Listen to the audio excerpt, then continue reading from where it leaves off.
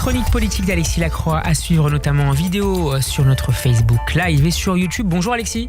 Bonjour Steve. Shana Tova, merci beaucoup d'être avec nous en direct et en studio. Vous êtes le directeur de la rédaction d'Actualité Juive. Alexis, Christophe Barbier, on vient de l'écouter, disait ce matin, je cite, « La France reste un pays profondément antisémite. Un an après le 7 octobre en Israël et l'explosion des actes anti-juifs en France. » Est-ce que vous dressez le même constat ? Alors, les chiffres d'abord, 1000% d'actes antisémites après les actes du 7 octobre jusqu'à décembre 2023, comme l'a souligné très justement le grand rabbin de France, et plus de 3600 actes racistes et antisémites ont été recensés au sein des écoles depuis le 7 octobre, donc 2023. Vous voyez, c'est énorme. Alors, là, il y a une question de qualification. Les analyses de Christophe Barbier me paraissent parfaitement valides, mais je ferai une distinction entre la France et les Français, ou plus exactement, des Français. Je suis de ceux, depuis longtemps, vous connaissez un peu mes travaux sur l'affaire Dreyfus notamment, oui, qui ne pensent pas qu'il faille qualifier la France d'antisémite. Bien sûr, il y a des secteurs, je le sais, du sionisme de droite ou d'extrême droite, qui ont cette vision historique, d'ailleurs qui remonte à très loin dans l'histoire du sionisme. Ils disent « la France, c'est un pays antisémite ». Non. Il y a de l'antisémitisme en France, il y a des antisémitismes en France. Christophe Barbier y a fait allusion, un antisémitisme de substrat chrétien. Et aujourd'hui, un antisémitisme palestino-progressiste et islamiste d'inspiration. Pour autant, vous voyez, moi qui connais bien ce pays, qui sillonne ses régions, ses territoires, comme beaucoup de journalistes ne le font pas, je peux vous dire que le sentiment antisémite en France n'est pas l'apanage d'une majorité de Français. Heureusement, l'affect de la haine d'Israël, puisque le carburant principal de l'antisémitisme aujourd'hui, c'est la haine d'Israël, n'est pas l'affect majoritaire en France. Et je vais même aller plus loin. Je vais peut-être choquer des auditeurs, mais peu importe. Oui. Quand on regarde les franges entières de la gauche, il y a des ambiguïtés. Je suis de ceux qui, comme Manuel Valls, pensent qu'il y a des gauches irréconciliables. Mais franchement, quand vous parlez avec des militants socialistes, écologistes, en région, il n'y a pas de haine d'Israël. Il n'y a même pas de haine d'Israël. Vous voyez ? Donc, attention à un discours d'essentialisation négative de la France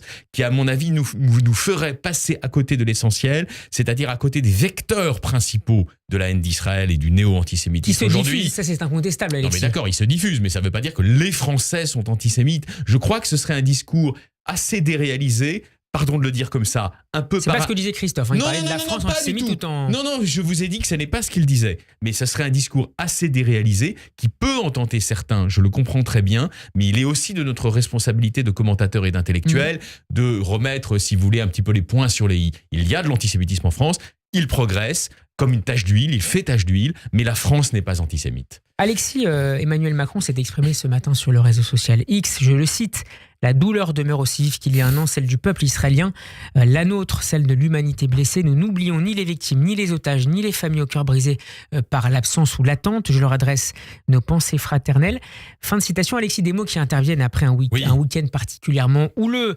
marqué par de vifs échanges à distance entre Emmanuel Macron et Benyamin Netanyahou, après que le premier ait appelé samedi à l'arrêt des livraisons d'armes à Israël pour mener les combats à Gaza. Alexis, honte, a dit le Premier ministre israélien en retour. Les deux dirigeants se sont entretenus hier par téléphone, et échange visiblement assez houleux, là aussi, ou en tout cas assez froid. Qu'est-ce que nous dit cette séquence du froid, justement, qui s'est installé sur la ligne Paris-Jérusalem ? Alors là, pour le coup, je pense que cette séquence nous dit beaucoup de la France, beaucoup plus que d'Israël. Israël est dans sa cohérence.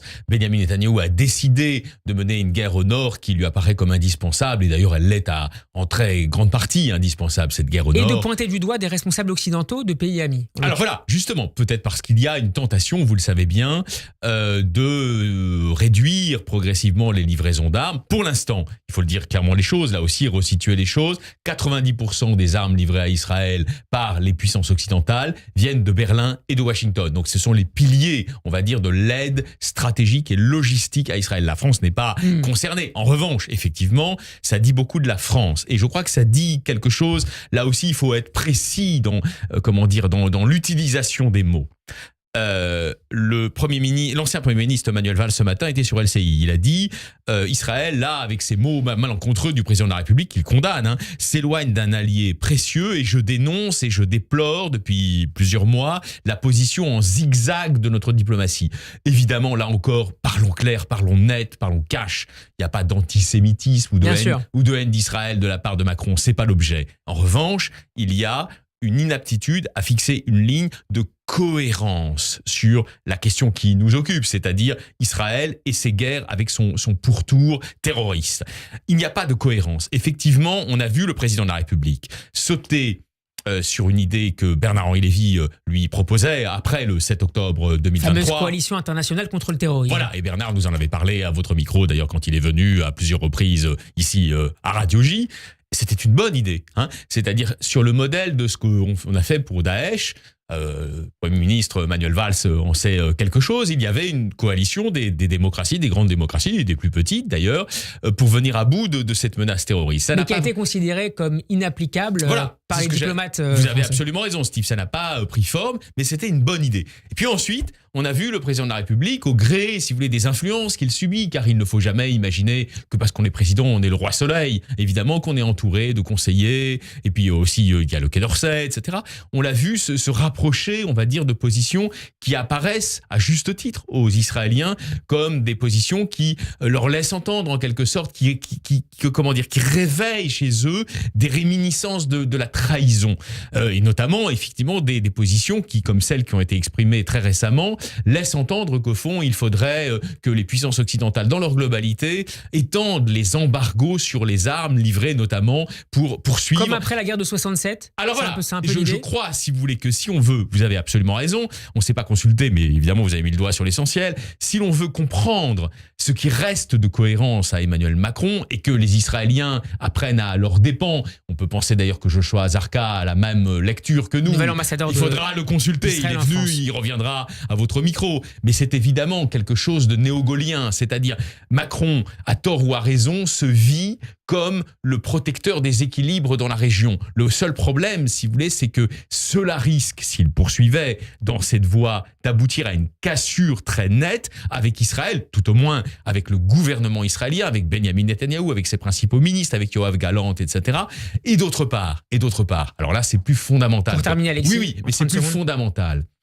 Sommes-nous, et Manuel Valls le rappelait à juste titre ces derniers jours, sommes-nous dans le monde de 1967, c'est-à-dire un monde où, au fond, vous le savez bien, historiquement, De Gaulle avait chargé Israël de manière rhétorique, de manière très dure. Raymond Aron s'en était pris à lui, d'ailleurs, oui. Mais c'était pour rééquilibrer, c'est-à-dire c'était pour dire la France, c'est une puissance d'équilibre, et puis nous ne voulons pas antagoniser totalement les pays arabes. Mais nous ne sommes plus dans la même configuration, on n'est plus avec des nationalismes arabes laïques, on est avec des mouvements islamistes éradicateurs. Et donc ça, le problème, c'est que cette position d'équilibre inspirée par une forme de néo-gaullisme, elle n'est plus entendable quand on a affaire à une organisation criminelle, terroriste comme le Hezbollah. Vous voyez, et c'est là que je crains que le président de la République, qu'il ne faut évidemment pas soupçonner d'antisémitisme, n'ait pas ajourné son logiciel et fasse comme si on était encore dans les années 70 avec des nationalistes arabes, alors que nous sommes aujourd'hui avec des fascistes islamistes. Merci beaucoup Alexis Lacroix d'avoir été avec nous. Je rappelle que vous êtes le directeur